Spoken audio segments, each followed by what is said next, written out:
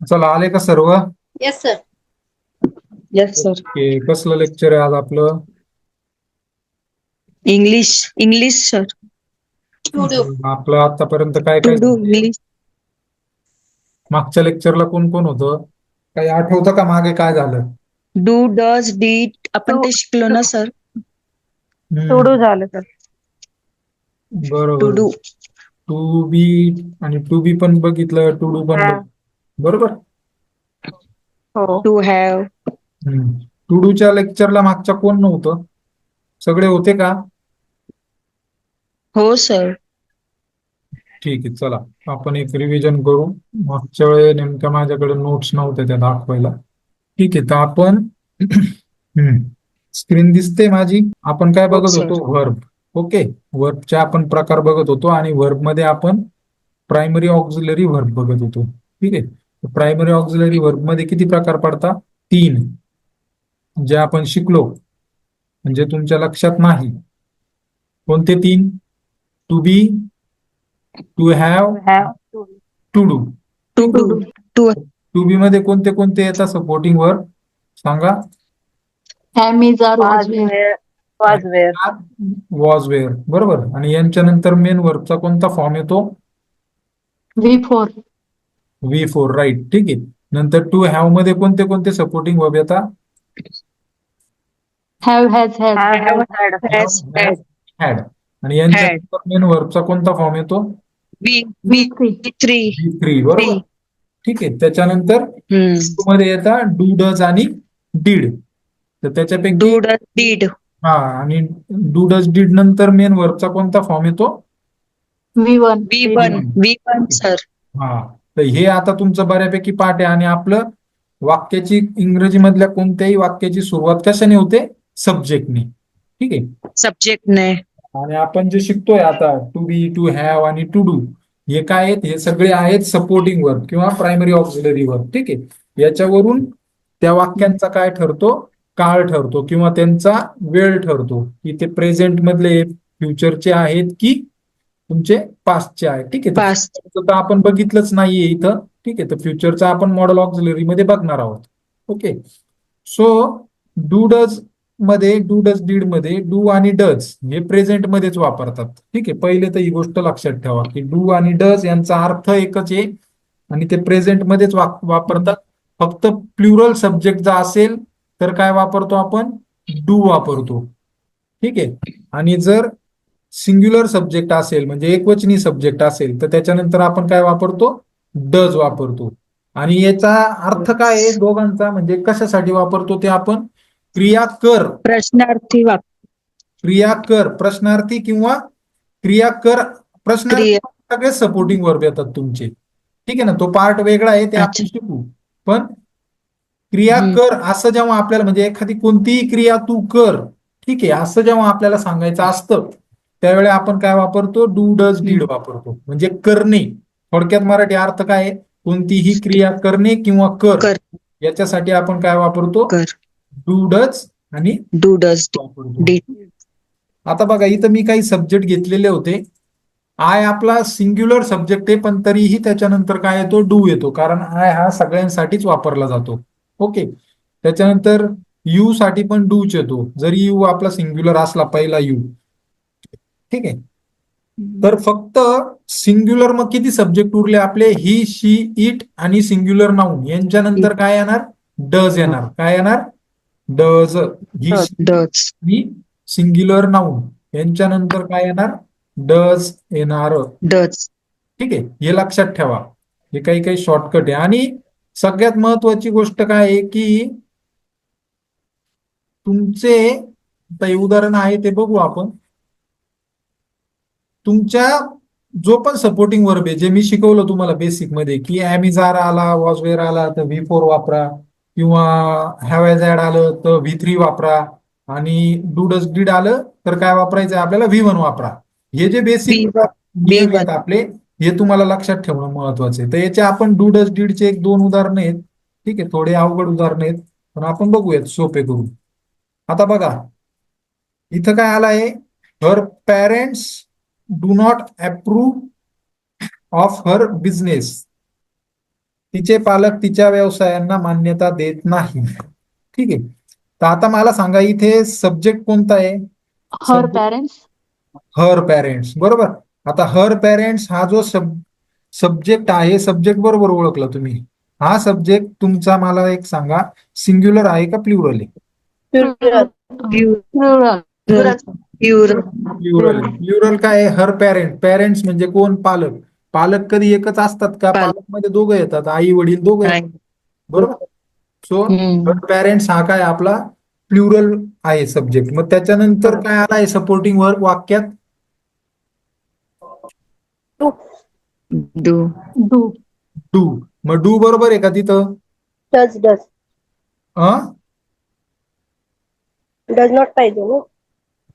कसं? मी तुम्हाला परत सांगितलं ना, नाही, डू बरोबर आहे सर. अनेक वचन असेल. डू बरोबर आहे. आपण बघितलं ना, वरती बघितलं आपण. काय बघितलं वरती? बघा, परत एकदा बघून घ्या. हे बघा, डू आणि डज यांचा अर्थ काय आहे? एकच आहे. यामध्ये फरक काय आहे? फक्त एक. प्लुरल सब्जेक्ट आलेला असेल तर काय वापरायचं आहे? डू वापरायचं आहे. आणि सिंग्युलर सब्जेक्ट आलेला असेल तर काय वापरायचं आहे? डज वापरायचं. डज वापरायचं आहे. म्हणजे आपण जे वाक्य बघितलं उदाहरण म्हणून, ते वाक्य काय आहे? बरोबर आहे. तिथे डू बरोबर आहे. आता परत आपण त्या वाक्यावर जाऊ एकदा. आता मला सांगा, या वाक्यामध्ये मेन वर्ब कोणता आहे? अप्रूव्ह. Approve. ठीक आहे. अप्रूव्ह हा मेन वर्ब आहे. ठीक आहे. मान्यता देणे. ठीक. मग अप्रूव्ह हा V1 आहे का V2 आहे का V3 आहे? आता V1. V1. V1 आहे. V1. अप्रूव्हचा V3 येतो अप्रूव्ड. ठीक आहे. म्हणजे ईडी प्रत्यय लागतो त्याला, रेग्युलर वर्ब येतो. ठीक आहे. तर हा V1 आहे. म्हणजेच काय, डू डज डीड नंतर तुमचा कोणता येतो? V1 येतो. V1. V1. ठीक आहे. आता बघा,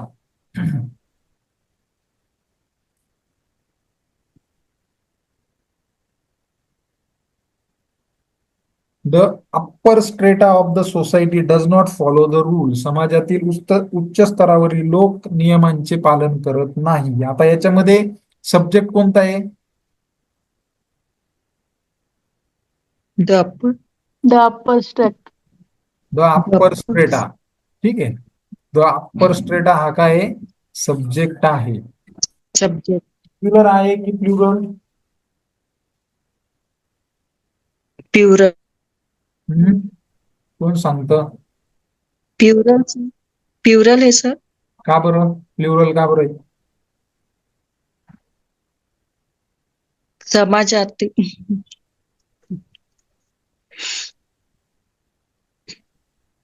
आता मी तुम्हाला काय सांगितलं होतं? किंवा क्लास, आपण याला काय वापरतो? हा सिंग्युलर आहे, प्लुरल नाही येतो. का बरं सिंग्युलर आहे? सांगा मला. द अप्पर स्ट्रेटा म्हणजे एक कोणता तरी ग्रुप आहे, समाजातील उच्चवर्गीय ग्रुप आहे, बरोबर. तिथे अनेक ग्रुप आहेत का? नाही. एक. हा, एकच ग्रुप आहे. कोणता ग्रुप आहे तो? उच्च स्तरातील ग्रुप. ठीक आहे. म्हणजे तो ग्रुप एकच आहे, म्हणून ते काय आहे, तो जो सब्जेक्ट आहे तो आपला काय आहे? सिंग्युलर आहे. आणि मग सिंग्युलर सब्जेक्ट नंतर येणारा सपोर्टिंग वर्ब पण काय राहतो? सिंग्युलर राहतो. मग या वाक्यात कोणता आलाय सपोर्टिंग वर्ब? डज. डज. मग बरोबर आहे का ते? हो सर. हा, मग आता मला परत एकदा सांगा की त्या वाक्यामध्ये मेन वर्ब कोणता आहे? फॉलो. फॉलो. राईट. ठीक आहे. त्या आलेल्या वाक्यामध्ये कोणता आहे मेन वर्ब? फॉलो आहे. ठीक आहे. फॉलोचा थर्ड फॉर्म काय पडतो माहिती आहे कोणाला? प्रत्यय लागतो. ईडी प्रत्यय लागतो ना. ED follow. प्रत्यय लागतो. फॉलो. फॉलो. ठीक आहे. आता इथं जसं तुम्हाला मी एक मेन वर्ब दिलेला आहे, प्रत्येक नोट्स मध्ये एक मेन वर्ब दिलेला आहे मी उदाहरण म्हणून. तर इथं पण मी दिलेला आहे आस्क. ठीक आहे. आस्क म्हणजे काय? सांगणे. ठीक आहे. मग आस्कचे 4 फॉर्म पडतात मेन वर्बचे, आणि ज्या वर्बचे किंवा मेन वर्बचे 4 फॉर्म पडतात तोच मेन वर्ब असतो. ज्या शब्दाचे 4 फॉर्म पडत नाही तो मेन वर्ब नसतो. तो मेन वर्ब काय असतो? तो मेन वर्ब नसतो. तर हे तुम्हाला मी सांगितलं. आपल्या आता इथं प्रायमरी ऑक्झिलरी वर्बचे म्हणजे सपोर्टिंग वर्बचे. ठीक आहे. सपोर्टिंग वर्बलाच आपण प्रायमरी ऑक्झिलरी वर्ब असं म्हणतो. तर या ठिकाणी आपले प्रायमरी ऑक्झिलरी वर्बचे तीन प्रकार संपलेले आहेत. काय झालेलं आहे? तीन प्रकार संपलेले आहे. कोणते कोणते? रिपीट करा मला. To To be, have, to do, to have, to do. to have, to be, to do. To be, to have आणि टू डू. ठीक आहे, to be, To to do. Have आणि टू डू. आणि त्याच्यानंतर या supporting verb नंतर हे तुम्हाला पुढं सोपं जाणार आहे याच्यामुळं. आणि हे बेसिकच शिकतोय आपण, हे ऍडव्हान्स नाही. ठीक आहे. सो आपण आता नेक्स्ट बघणार आहोत की आपण आता बघितलं प्रायमरी, बरोबर, आणि सपोर्टिंग वर्बचा हा कितवा प्रकार होता? पहिला. आता आपण सपोर्टिंग वर्ब किंवा ऑक्झिलरी वर्बचा सेकंड प्रकार बघणार आहोत. म्हणजे सुरू करतोय, त्याचे लगेच सुरू नाही होणार ते, पण एक just I want to ask you some details about that. So second आहे तुमचा Model, model model, auxiliary. auxiliary. आता कोणाला डिफरन्स सांगता येईल का याच्यातला? आपल्या नोट्स मध्ये डिफरन्स होता. मी डिफरन्स तसा फर्स्ट लेक्चरलाही सांगितला होता की प्रायमरी ऑक्झिलरी वर्ब आणि मॉडल ऑक्झिलरी वर्ब यांचा डिफरन्स काय आहे? सांगता येईल? लक्षात आहे? ठीक आहे, चला. आता मी काही प्रश्न विचारतो, त्या प्रश्नातूनच आपण डिफरन्स शोधूयात त्याचा. ठीक आहे. तर मला एक सांगा, इंग्रजीमध्ये कोणत्याही वाक्याची सुरुवात कशाने होते? आपण रूल शिकलो. Subject ने sir. Subject ने sir. आणि सब्जेक्ट वरून काय ठरतं? Main verb.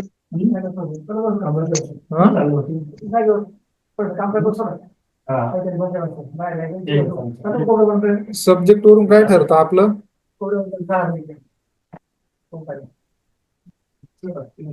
सपोर्टिंग वर्ब ठरतो ना. तर सिंग्युलर किंवा प्लुरल साठी. बरोबर आहे ना? Support. हो. हो sir, सांगत नाही supporting. कोणी. तर मला सांगा, तर असं वाक्य होऊ शकतं का की सब्जेक्टच्या ऐवजी आपण तिथं सपोर्टिंग वर्ब वापरले, एखाद्या वाक्याची सुरुवात सपोर्टिंग वर्बने केली आपण?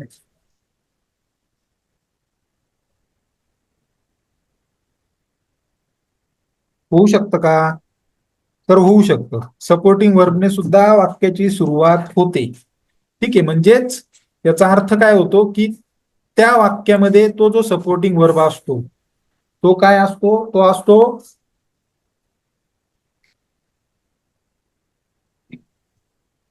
काय असतो? त्या वाक्याचा सब्जेक्ट असतो. ज्या वेळेस सपोज आपले रेग्युलर सब्जेक्ट येणार नाहीत आणि त्या वाक्यामध्ये तुमचे जे सपोर्टिंग वर्ब आहेत तेच सब्जेक्ट म्हणून येतील, याचा अर्थ असा आहे की त्या वाक्यामध्ये ते जे सपोर्टिंग वर्ब आहेत ते सब्जेक्ट आहेत, ते सपोर्टिंग वर्ब नाही. लक्षात आलं का? कन्फ्युजन करू नका. काय म्हणतोय मी परत सांगा. माझा आवाज येतोय? हो सर. हो sir, येतोय. काही कन्फ्युजन वाटतंय का? विचारा मला परत.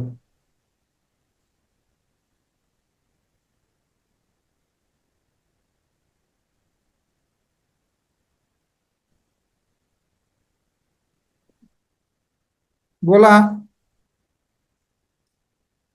ठीक आहे, शॉर्टकट मध्ये सांगतो मी अजून तुम्हाला की प्रायमरी ऑक्झिलरी वर्ब आणि मॉडल ऑक्झिलरी वर्ब या दोघांमध्ये डिफरन्स एकच आहे की प्रायमरी ऑक्झिलरी वर्ब मध्ये जे आपण वर्ब शिकलो, to be, to have, to do, म्हणजेच am is are, was were, त्याच्यानंतर हॅव हॅज हॅड, त्याच्यानंतर डू डज डीड, हे जे सपोर्टिंग वर्ब आहेत हे ऍज अ सब्जेक्ट म्हणून सुद्धा काम करतात. काय काय सांगितलं मी? हे ऍज अ सब्जेक्ट किंवा हे सब्जेक्ट म्हणून सुद्धा काम करतात. म्हणून त्यांना काय म्हणतात? प्रायमरी ऑक्झिलरी वर्ब म्हणतात. आणि मॉडल ऑक्झिलरी मध्ये जे सपोर्टिंग वर्ब येणार आहेत आपले, ठीक आहे, फॉर एक्झाम्पल कोणते? मॉडल ऑक्झिलरी मध्ये येतो विल, जो आपण फ्युचर दाखवण्यासाठी वापरतो. ठीक आहे, वुल्ड, त्याच्यानंतर कॅन, कुल्ड, त्याच्यानंतर शॉल, Shall, should, शुड, त्याच्यानंतर can, सांगा can, माइट, नंतर मस्ट. ऑट टू, must, मस्ट, ठीक आहे, नंतर हॅव टू, हॅज टू, ठीक आहे, कुल्ड हॅव. आता याच्यामध्ये विल काय आहे? विल प्रेझेंट मध्ये. आता मी हे फक्त बेसिक सांगतोय, त्याची आपल्याला पुढच्या लेक्चरला सुरू करायचंय मॉडल ऑक्झिलरी, पण बेसिक लक्षात घ्या. पहिले तर फरक समजला तुम्हाला? ते सांगा. प्रायमरी ऑक्झिलरी आणि मॉडेल ऑक्झिलरी याच्यातला फरक समजला? हो सर. ठीक आहे. प्रायमरी ऑक्झिलरी वर्ब मध्ये जे वर्ब आपण शिकलो सपोर्टिंग वर्ब, ठीक आहे, ते ऍज अ सब्जेक्ट किंवा ते सब्जेक्ट म्हणून सुद्धा वापरता येतात. पण मॉडेल ऑक्झिलरी मध्ये जे वर्ब येतात ते सब्जेक्ट म्हणून वापरता येत नाही. ते सब्जेक्ट म्हणून वापरता येत नाही. परत सांगतो, ते सब्जेक्ट म्हणून वापरता येत नाही. ठीक आहे. त्यामुळे त्यांना आपण काय म्हणतो, मॉडेल ऑक्झिलरी व्हर्ब असं म्हणतो. कारण का, त्यांचं मॉडेल वेगळं आहे. मग इथं विल आहे, वुल्ड आहे, कॅन आहे, कुल्ड आहे, शॉल आहे, शुल्ड आहे, मे, माईट, ऑट टू, ठीक आहे, हॅव टू. तर हे सगळ्या काय आहेत, या सगळ्या काय आहेत मॉडेल ऑक्झिलरी. आणि विल आहे प्रेझेंट आहे, वुल्ड आहे पास्ट आहे, कॅन आहे प्रेझेंट आहे, कुल्ड आहे पास्ट आहे, शॉल आहे प्रेझेंट आहे, शुल्ड आहे काय आहे पास्ट आहे. मग त्याचा अर्थ वगैरे सगळं आपल्याला शिकायचंय. लक्षात आलं तुम्हाला?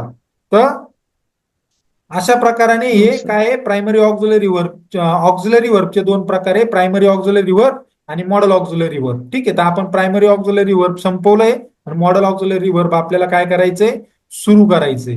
ठीक आहे. सो आता आपलं हार्डवेअरचं एकच लेक्चर बाकी आहे, अर्ध आपण शिकवलोय. आणि मी त्या दिवशी इव्हिनिंगच्या बॅचमध्ये एक गोष्ट बोललो, तर तुम्हाला पॉसिबल असेल तर एक दिवसाचा वेळ काढा आणि एक दिवस तुम्ही ऑफलाईन क्लासला या. मला तुम्हाला फक्त हार्डवेअरचं 1 तासाचं लेक्चर द्यायचंय, जिथे मला तुम्हाला प्रॅक्टिकली काही गोष्टी दाखवायच्या आहेत. तर तुम्ही ते आपापसात ठरवा, तसं करायचं आहे का नाही करायचंय ते पण ठरवा. ठीक आहे. हा नो प्रॉब्लेम, नसेल करायचं तरी हरकत नाही, पण तुम्हाला समजावं म्हणून मी फक्त एक सूचना दिली ती. ठीक आहे. बाकी मग आपले आता इंग्लिशचेच लेक्चर होतील आणि याच्यात एआयचे लेक्चर टाकले. एआयचे लेक्चर मी थांबवले होते, त्याचं रिझन हे होतं का हे बरेचसे बाकी होते. ठीक आहे. कारण आता इंग्लिशचं पण बेसिकचं आपलं संपत आलेलं आहे. मॉडेल ऑक्झिलरी नंतर आपल्याला मेन पोर्शन मध्ये घुसायचं आहे, इंग्लिशवर जास्त कॉन्सन्ट्रेशन करायचं आहे. तर माझ्याकडे आता फक्त 1.5 महिन्याचा वेळ आहे. लक्षात आलं? आणि इथून पुढे क्लास बुडणार नाही याची मी पूर्ण काळजी घेणार आहे. तर आणि ऑफलाईन आतापर्यंत लेक्चर कुठे असेल काय म्हणता, बोला. सर? ऑफलाईन लेक्चर कुठे असेल मध्ये? नाशिकला असेल ते. कुठे? नाशिकला जेल रोडला. ऍड्रेस मी देईल, आणि वेळ तारीख ठरवा. 1च तासाचा वेळ पाहिजे मला फक्त. तिथं तुम्हाला स्पेअर पार्ट दाखवायचे, बस दाखवायचे, आणि ते कसे असेंबल होतं ते सांगायचंय. आणि काही तुमच्या अडचणी असतील त्या पण क्लिअर करायचे. ठीक. कारण त्या एका लेक्चरचं तुमचं पूर्ण काय म्हणता ना, म्हणजे जे आतापर्यंत तुम्हाला हार्डवेअर मध्ये समजलं नसेल ना, ते सगळं क्लिअर होईल त्या एका दिवसात. सो तुमची इच्छा असेल तर करूयात. ठीक आहे. तर मला तसं तुम्ही कळवा आधी. सगळ्यांनी आपापसात ठरवा. प्रियंका मॅडम आहेत का? प्रियंका मॅडम, प्रियंका चौधरी. प्रियंका मॅडम, दुपारच्या बॅच मध्ये तुम्ही ठरवा. तुम्ही सांगा मला काय ते म्हणणं दुपारच्या बॅचचं. सगळ्यांनी माझ्याशी कॉन्टॅक्ट करायला, कोणाला थोडं काही वाटत असेल, ऑफवर्ड वाटत असेल तर प्रियंका मॅडमांशी बोला. ठीक आहे. Yes sir. चालेल ना? हो सर. ओके. आपण इथं थांबूया. उद्या सॉफ्टवेअरचं लेक्चर आहे. उद्या आपल्याला फॉर्म्युले पण संपवायचे आणि एक इनवाइस करून बघायचं एक्सेल मध्ये. तर आपण उद्याच्या लेक्चरला आता भेटूयात. ठीक आहे. Yes sir. Okay. Thank you Yes, sir. Very much all of us. Thank you sir. Thank you sir. Thank you sir. Gargi, आईने तुला कट्ट सांगितलंय.